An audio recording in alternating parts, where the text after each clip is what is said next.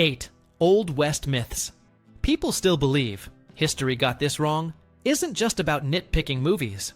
The Old West got turned into a giant pop culture memory, and a lot of that memory is built on scenes that look cool but don't match how people actually lived. The truth is usually more interesting. Most towns wanted order, most cowboys were workers, violence wasn't as cinematic, and whole groups of people got erased or flattened into stereotypes. Let's break down the biggest Old West myths people still repeat today and what history actually shows instead. Number 1. High noon duels. Movies love the idea that two rivals step into the middle of a dusty street, everybody freezes, and then it turns into a clean, dramatic draw like a stopwatch event. The real Old West didn't work like that most of the time. A public duel was a great way to get yourself arrested, sued, or chased out of town, because Western communities were usually trying to attract business, families, and investment, not scare them away. Even in rough places, people had reputations to protect, bosses to answer to, and neighbors who didn't want random shooting ruining the town's name. If you shot someone in public, there were witnesses, angry relatives, and newspapers ready to turn it into a scandal. There's also the practical side. Revolvers in the 1800s weren't magic wands. Black powder made thick smoke, so if you fired in a room or close quarters, you could literally cloud up your own vision. Guns got dirty fast. Misfires happened. Reloading took time. And most people weren't expert shots. Even a decent shot changes when adrenaline hits, your pulse jumps, and your hands start shaking. The clean, one bullet, one fall moment is mostly a storytelling shortcut. So what did real violence look like when it happened? More often, it was messy and close. Arguments that spiraled, drunken fights, somebody pulling a gun at bad breath distance, or a person waiting outside to ambush a rival instead of staging a fair contest. Even famous gunfights weren't neat duels. Take the famous shootout connected to Tombstone. It involved multiple people, happened at close range, and was over quickly. That's closer to reality than the slow-motion two-man showdown. The myth didn't come from nowhere, though. There are a few real incidents that look a little like the movie version, and because they were unusual, they became famous. One of the best known is the 1865 Hickok-Tut gunfight in Springfield, Missouri, where two men faced each other in public and fired from a distance. It's remembered partly because it was rare, and partly because newspapers and later writers treated it like a template. But that's like seeing one viral clip online and deciding it must be how everyone behaves every day. Once you stop expecting every street corner to turn into a duel, the whole West starts to look different. It stops being a nonstop shooting gallery and starts looking like a place where most people were just working, trying to get paid, and hoping drama stayed far away, which sets up the next myth perfectly. The idea that cowboys spent their lives basically doing action scenes. Number 2. Cowboys as gunslingers. A working cowboy was basically an outdoor livestock laborer, and that job was more sweat than swagger.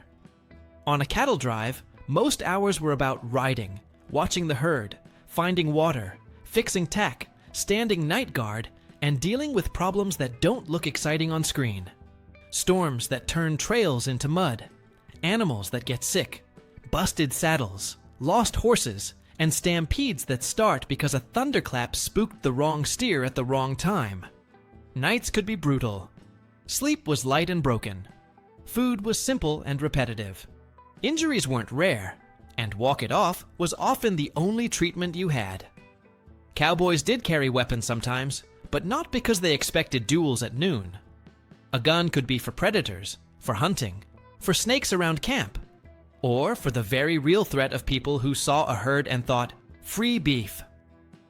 But most cowboys weren't looking to start trouble in town, because trouble meant jail, medical bills, or getting fired. And getting fired mattered. The pay wasn't glamorous. A lot of cowboys earned what amounts to $1 or $2 a day, or a few dozen dollars a month, and their benefits package was basically coffee and a bedroll. The classic cattle drive era was also a slice of time, not an endless lifestyle that lasted forever. Big drives from Texas up to railheads boomed after the Civil War, and then faded as railroads expanded, barbed wire spread, and more land got fenced and settled. So when you picture the Wild West cowboy, you're mostly looking at a particular few decades, not some permanent national costume that covered every year and every place. And even in that window, the cowboy wasn't a lone hero riding for personal glory. He was usually part of a crew doing a job. Roping and riding skills mattered more than quick draw speed, and the social skills mattered too. Keeping the peace with strangers at a river crossing, negotiating access to water, calming a nervous herd at night with steady riding, and sometimes singing because a familiar sound can settle animals. The movie version turns the cowboy into a one-man army, but the real version looks more like a tough, underpaid worker who needed teamwork to survive, which connects to another myth people still repeat: that the Old West was basically an all-white stage full of the same kind of guy. Number 3. A white-only West. If your mental picture of the frontier is nothing but white cowboys, white lawmen, and white outlaws, that's not the past. That's a casting choice. The American Old West was a mix of cultures bumping into each other every day, sometimes peacefully, sometimes violently, often just awkwardly, like any crowded place where everyone's trying to make a living. Black Americans were in the West in large numbers, including formerly enslaved people who moved west after the Civil War, black soldiers posted at western forts, and black cowboys working on ranches and cattle drives.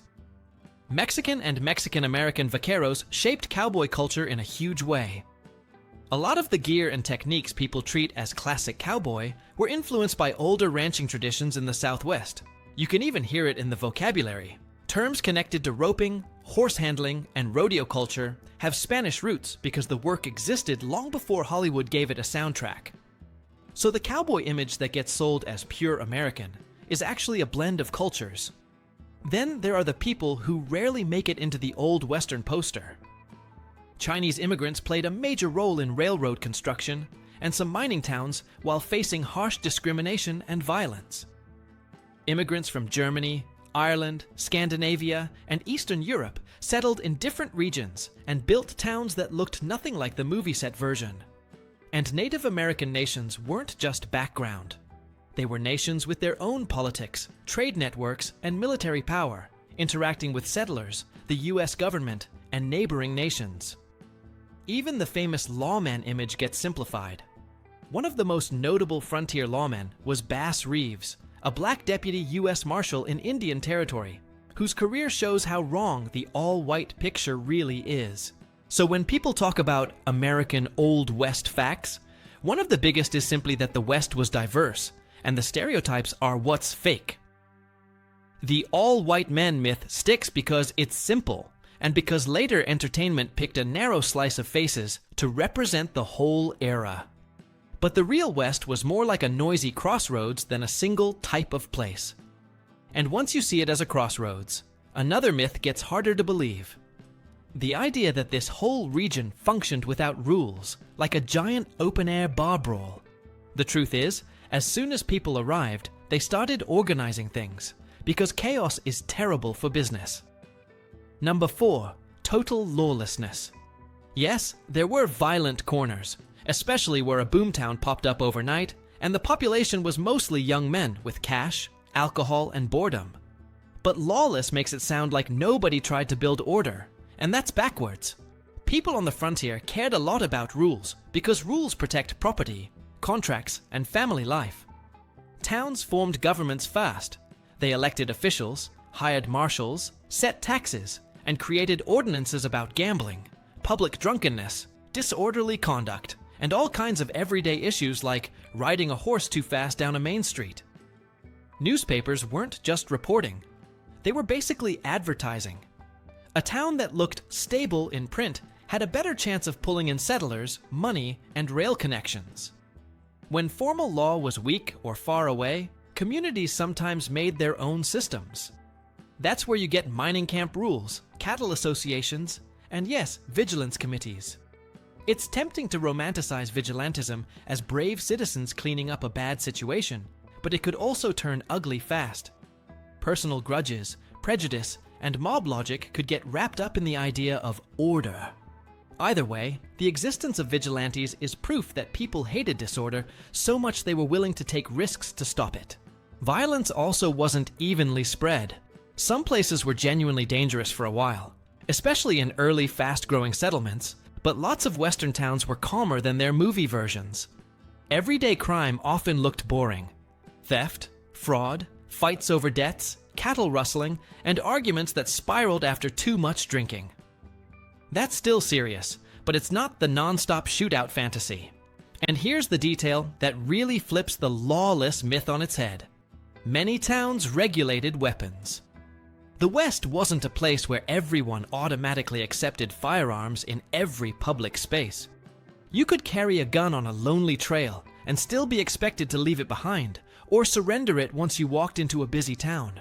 Which leads directly into the next myth, because the image of everybody being armed all the time is one of the biggest ways pop culture keeps the West feeling wild. Number 5. Guns on every hip. The stereotype is that Western towns were basically open-carry theme parks, with revolvers on every hip from sunrise to bedtime. The reality is more complicated and, honestly, more modern than people expect. Plenty of folks owned firearms, especially in rural areas where hunting mattered and help was far away. But many towns put rules on carrying weapons inside town limits, especially around busy streets and saloons. In some places, you were expected to check your gun at a hotel, a livery stable, or with the local lawman, and then pick it up when you were leaving. It wasn't always perfectly enforced, but the idea was clear. A crowded main street was not the same thing as an open prairie trail. This isn't some tiny footnote either. In towns that tried to present themselves as civilized, firearm restrictions were part of that brand, and it explains a lot of famous moments. In Tombstone, for example, one major source of tension was enforcing local rules about carrying weapons in town, and that enforcement helped set the stage for the conflict that later got turned into legend. Cost and practicality matter here too. Guns weren't cheap for everyone, and ammunition wasn't either. If you were broke, you didn't necessarily have a fresh supply of cartridges ready to burn in a dramatic scene. Pistols were convenient, but they weren't the most accurate tools, and they were easy to misuse. A rifle or shotgun was often more practical for hunting and protection outside town, while a revolver was more of a portable option. That's why so many real shootings happened at close range, not at the long distances movies love. And a loaded gun in a crowded room is a liability. Accidental discharges happened. Drunk people existed. Hot tempers existed. So a town that wanted to grow up, from a rough camp into an actual community, had a strong reason to limit weapons in the places where people drank, argued, and gambled. Once you understand that, a bunch of other myths wobble too, especially the ones about lawmen and outlaws. Old West lawmen didn't usually act like lone superheroes facing down an entire armed city, and Old West outlaws weren't cleanly separated from society like they were a different species. Which brings us to the myth people still love the most. The simple hero badge versus lovable rebel outlaw story. Number 6. Badges and bandits. The Old West loves a clean split. The noble lawman with a shiny badge versus the charming outlaw who only robs the bad people. Real life was blurrier. A badge didn't automatically mean someone was brave, fair, or even honest. Some lawmen were excellent at their job and genuinely tried to keep the peace. Others were political hires, underpaid, overwhelmed, or tempted by corruption. And a lot of them had side hustles because frontier towns weren't handing out stable middle-class salaries. Law enforcement was layered too. You had town marshals, county sheriffs, deputies, and posses. You had federal lawmen like US marshals handling warrants across huge territories.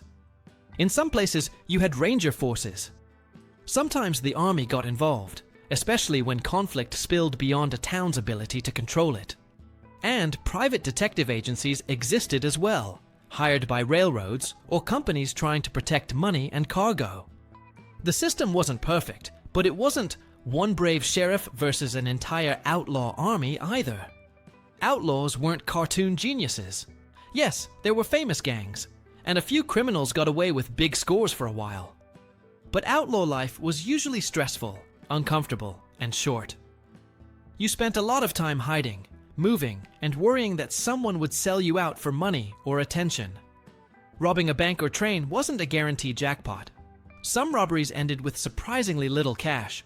Some went wrong because people panicked, guards fought back, horses weren't where they were supposed to be, or the gang simply couldn't stay organized under pressure. And the Robin Hood outlaw idea falls apart when you look at who usually got hurt. Even if a gang targeted a bank or a railroad company, the people in the line of fire were often regular workers and bystanders. The violence didn't stay politely aimed at evil rich guys. But dime novels and sensational newspapers sold stories, and stories sell better when the characters are simple. Later, Wild West shows, and Hollywood locked those characters into the versions we still recognize. The fearless lawman, the honorable outlaw, the clean moral scoreboard. Once the facts get messy, the myth machine needs a stage set where everything feels instantly wild, instantly dangerous, instantly simple. That's why the Old West saloon gets treated like a permanent riot in progress, even though most real saloons were nothing like that. Number 7. Saloon chaos. The classic scene is swinging doors, a piano pounding away, someone gets bumped, somebody mouths off, and suddenly the whole room is flying through windows. Sure, fights happened. Alcohol plus stress plus ego will do that in any era. But most saloons were businesses, and owners didn't want their place wrecked nightly. Broken chairs cost money. Shots fired inside bring lawmen, lawsuits, and bad publicity. Many saloons had house rules, bartenders who acted like referees, and sometimes hired muscle whose job was basically remove the problem before it becomes a headline. A lot of saloons were basically community living rooms for men who didn't have a private space. People went there for news, gossip, and job leads. Some places doubled as restaurants, gambling rooms, barbershops, or informal post offices. In smaller towns, the saloon might be where you found the most reliable information, because the bartender heard everything, and the regulars compared stories like it was a daily briefing. And those free lunches you hear about weren't charity. They were marketing. Serve salty food, make people thirsty, and suddenly the bar is selling more drinks. The drink menu also wasn't the one shot of whiskey cliché. Whiskey was common, but beer was huge, and so were other spirits depending on the town and the immigrant communities nearby. And not everyone drank. Temperance movements and church groups were active in the West too, and plenty of people tried to keep a low profile because they had families and reputations to protect. The West had schools, newspapers, weddings, funerals, and boring weekdays just like anywhere else. Then there's the saloon girl myth. Entertainment existed, music, dancing, and yes, sex work in some places. But it wasn't like every bar came with a lineup of dancers waiting to flirt with every customer. Women's roles in the West were broad. Some women ran boarding houses, laundries, shops, and even saloons. Others performed. Some were trapped in brutal situations. The point is, the reality was complicated. Not a single movie trope on loop. And while Hollywood turned saloons into a shortcut for, "This place is wild," it also turned Native Americans into a shortcut for, "This place is dangerous." That last shortcut is one of the biggest myths people still repeat, because it erases whole nations and replaces them with a cartoon. Number 8. One native stereotype. Old Western stories often treat Native American people like a single character. Same clothes, same weapons, same beliefs, same leadership, same relationship to settlers. That's not history. That's a stereotype. Before and during the American Old West period, North America was home to many distinct nations with different languages, governments, economies, and ways of life. Some communities on the plains used tipis because they were practical for highly mobile lives and for following bison herds. But other nations lived in very different homes and landscapes. Adobe pueblos in the Southwest, hogans, longhouses, plank houses in the Pacific Northwest, and many other forms shaped by climate and tradition. People sometimes imagine native life as frozen in one ancient look, but the 1800s were a period of rapid change. Horses spread, trade networks shifted, and many communities adopted new tools, including firearms, while still keeping their own identities and politics. Another myth is that native nations were always at war with the settlers, as if history was one endless battle scene. There was conflict, sometimes intense and tragic, but there was also diplomacy, trade, intermarriage, and alliances that shifted over time. Native nations negotiated treaties, formed coalitions, and made strategic choices based on survival and politics, just like any other nations facing pressure. Some native people worked as scouts for the US Army. Others resisted fiercely. Many tried to protect their communities through negotiation, even when the terms were unfair or kept changing. The chief stereotype is misleading too. Leadership structures varied widely. Some nations had councils. Some had leaders chosen for specific situations like war or diplomacy. Some had strong roles for women in selecting or advising leaders. The Hollywood version often makes it look like every nation had one king-like figure giving speeches in the same style, when real leadership was often more distributed and more political than the stereotype allows. And one of the biggest misunderstandings is the idea that native people were outside civilization, while everyone else brought civilization in. Many native nations had agriculture, complex trade networks, and deep knowledge of land management long before the frontier era. The American Old West wasn't an empty stage waiting for cowboys, lawmen, and outlaws to show up. It was a crowded, contested place where native nations were already there, making decisions, building alliances, defending territory, and trying to protect their communities while the map kept changing around them.